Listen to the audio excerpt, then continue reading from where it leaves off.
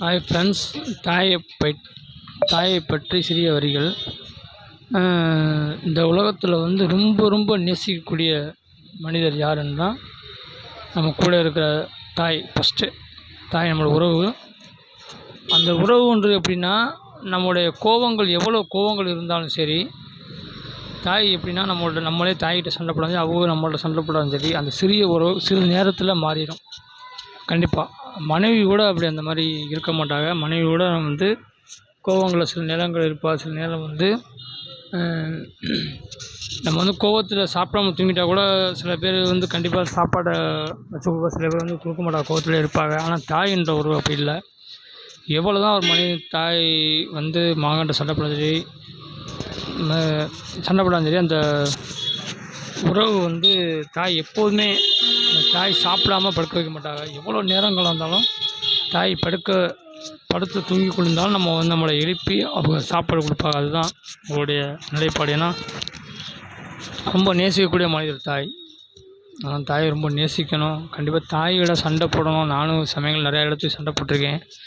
தாயோட சண்டை போட்டு தாய் கோபங்கள், தாய் இப்போ என்கிட்ட கூட பேசாமல் தான் இருக்காங்க. கண்டிப்பாக தாய்கிட்ட மட்டும் பேசாமல் இருந்தாயே. கண்டிப்பாக அவள் இல்லாமல் நம்ம கிடையாது. ஏன்னா அவள் தான் நம்மளை சீராட்டி எவ்வளோ கஷ்டப்பட்டு வளர்த்து நம்மளோட பயணிக்கக்கூடியவர்கள். கண்டிப்பாக தாயை நேசிங்க. தாயை நேசிக்கிறது தான் சிறந்த இந்த உலகத்திலே. ரொம்ப நேசிக்கணும். எப்படி தாயை நேசிக்கிறோமோ அதே போல் மனைவியை நேசிக்கணும். ஏன்னா தாய்க்கு அடுத்த உறவு மனைவி தான். அதனால் ரொம்ப கவனமாக நம்மளுடைய தாயை நேசிச்சுக்கணும். நம்ம அன்பை பார்த்துக்கணும். நம்ம இருக்க வரைக்கும் நமக்கு அவளை சந்தோஷமாக வச்சுக்கணும். அவள் எவ்வளோ தான் கோபங்கள் நம்ம பேசியிருந்தாலும் நம்ம சந்தோஷமாக வச்சுக்கணும் தாயை. கண்டிப்பாக அதே மாதிரி அவள் எப்படின்னா, நம்ம சிறிய குழந்தை போன்று தான் அவங்க செய்வாங்க. சிறிய குழந்தை எப்படி நம்ம சொல்கிற கேட்காதோ அதே மாதிரி அது வயதாகிட்டாலே நம்ம சொல்கிற பேச்ச காதில் விழுகாது. ஆனால் அதனால் கண்டிப்பாக நீங்கள் அவளை பற்றி நினைக்காதீங்க. நேசிங்க. அவளை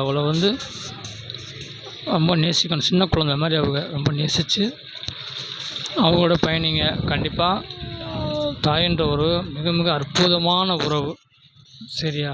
ஆனால் தாயை நேசிங்க. தாய் இருக்கிற விஷயம் தாய் இல்லாத ரொம்ப கஷ்டப்படுறோம்.